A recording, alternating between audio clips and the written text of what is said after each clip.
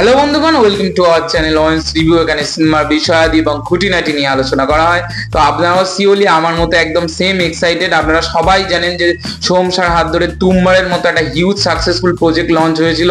তুম্বার কিন্তু প্রথমবার বক্স অফিসে কোনো রকম সাড়া ফেলতে পারেনি, সেটা কিন্তু অন্য কথা। কারণ তখনকার যে অডিয়েন্স লেভেলটা ছিল এই রকম, মানে এই সিনেমার দর্শকটা কিন্তু সেই রকম সময় প্লেক্সে বলুন বা মানে নর্মাল গ্রাউন্ড লেভেলেও বলুন কোনো জায়গায় ছিল না। তো তুম্বারের প্রথমবার বক্স অফিস কিন্তু ভালো হয়নি। আপনারা সবাই জানেন 2024 সালে তুম্বারকে রিলিজ করা হয়েছিল, যার ফলে একটা ব্যবসায়িক সাফল্য মারাত্মক পরিমাণে দেখা গিয়েছিল। প্লেক্স কালেকশন তো মারাত্মক একটা ব্যাপক কালেকশন এনে দিতে পেরেছিল, বক্স অফিসে একটা ভালো সাড়া ফেলতে পেরেছিল তুম্বারের রিলিজ।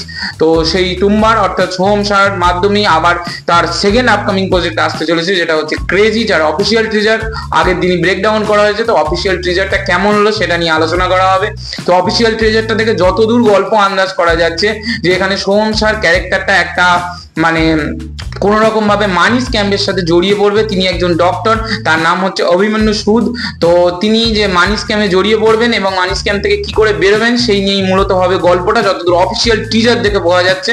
টিজারটা খুব সুন্দর কাট করা হয়েছে এবং বিশেষ করে ব্যাকগ্রাউন্ডে যে মিউজিকটা ব্যবহার করা হয়েছে, অভিমন্যু চক্কা গুহ মে ফস গয়া হে তু, ব্যাকগ্রাউন্ড মিউজিকটাও কিন্তু বেশ ভালো ব্লেন্ড করছে অফিসিয়াল টিজারটার সাথে। টিজারটা কিন্তু খুব সুন্দর কাট করা হয়েছে এবং সোহম শাহর অভিনয় নিয়ে তো কোনো কথাই নেই, যেটুকুনি তাকে দেখতে পাওয়া গেছে। এবং টিজারে যেরকম ভাবে ব্লাড পাতের কিছু কিছু সিকোয়েন্স দেখা হয়েছে এবং মানি যে লাস্টে মানি স্ক্যামে সে কিভাবে মানি স্ক্যাম থেকে বেরোবে এবং সেই যে বক্সের ভেতর থেকে টাকাগুলো উড়ে বেরোচ্ছে সেই শটগুলো খুব ভালোভাবে নেওয়া হয়েছে। মূলত দেখা যাক, অফিসিয়াল টিজারটা তো খুব সুন্দর হয়েছে। আশা করি তুম্বারের মতো ওটা একটা হিউজ বিজনেস দিতে পারবে। তো আপনারা ক্রেজির অফিসিয়াল টিজার দেখেছেন কিনা সেটা অবশ্যই ততক্ষণ কমেন্ট করে জানান এবং কেমন লাগলো সেটা অবশ্যই আমার সাথে শেয়ার করে জানাতে পারেন। ততক্ষণ ভালো সিনেমা ভালো সিরিজ দেখতে থাকুন এবং চ্যানেলটি প্লিজ সাবস্ক্রাইব করে পাশে থাকুন।